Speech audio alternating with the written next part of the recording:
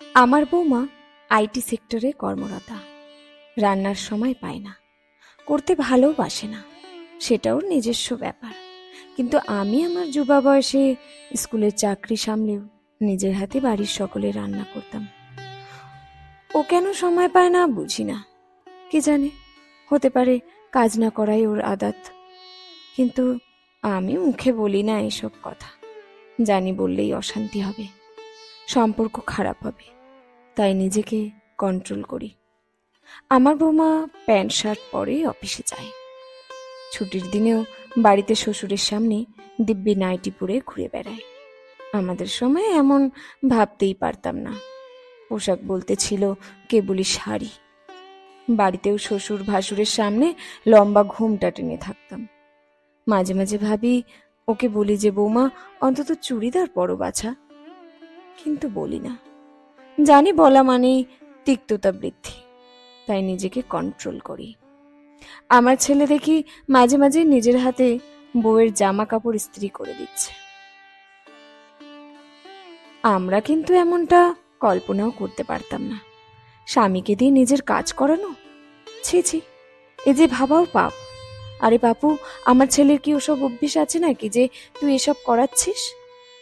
কোনোদিন ওকে জল গড়িয়ে খেতে দেইনি আমি, কিন্তু সেসব বলতে যাই না, ঝামেলা বাড়িয়ে লাভ নেই, তাই নিজেকে কন্ট্রোল করি।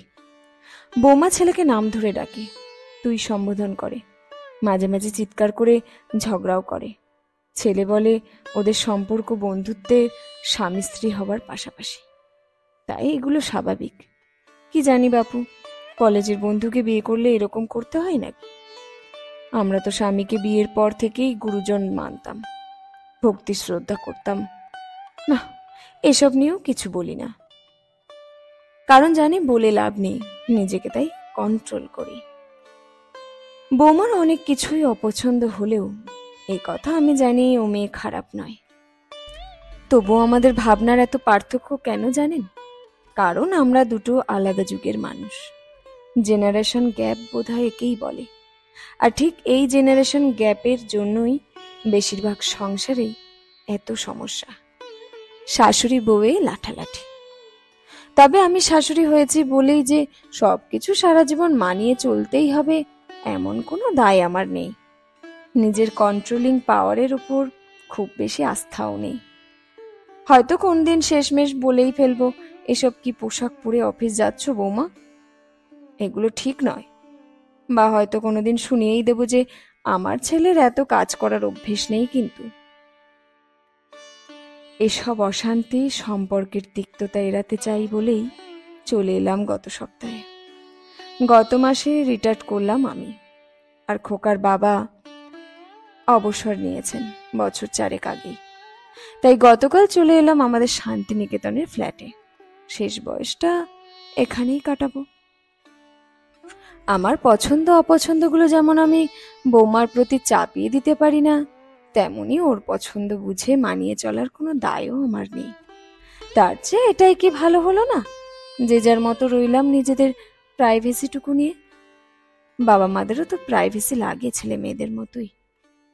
না, আমার কিন্তু কোনো খারাপ লাগা নেই এই চলে আসা নিয়ে, বরঞ্চ ভালো লাগা আছে। কারণ খোকার বিয়ের পর থেকে গত 1 বছর বড় ভয়ে ভয়ে কেটেছে।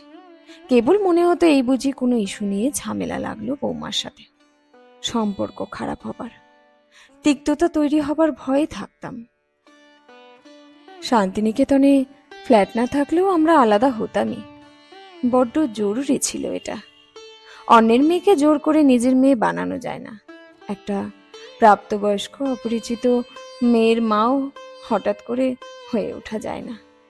দুজন দুটো আলাদা যুগের মানুষ, দুজন দুটো আলাদা পরিকাঠামোর মানুষ, আলাদা ভাবনার মানুষ। কিন্তু পুত্রবধূকে নিজের সম্মানটুকু তো দেওয়াই যায়, তার জীবনে জোর করে দখলদারি না করে। নিজের জীবনের আত্মসম্মানটুকু বজায় তো রাখাই যায়, নিজের প্রাইভেসি বজায় রেখে। তাই আমরা যে যার মতোই থাকি না, নিজের নিজের জীবন আর জীবন দর্শন নিয়ে। শাশুড়ি বৌমা হলে যে নিজেদের হাজারটা মতের অমিল নিয়েও সারা জীবন পাশাপাশি থাকতেই হবে চুলোচুলি করে একে অপরের ঘৃণার পাত্রী হয়ে এই ভাবনার দিন বোধহয় শেষ হয়েছে। এবার থেকে বেঁচে থাকাটা না হয় অন্যরকম হলো।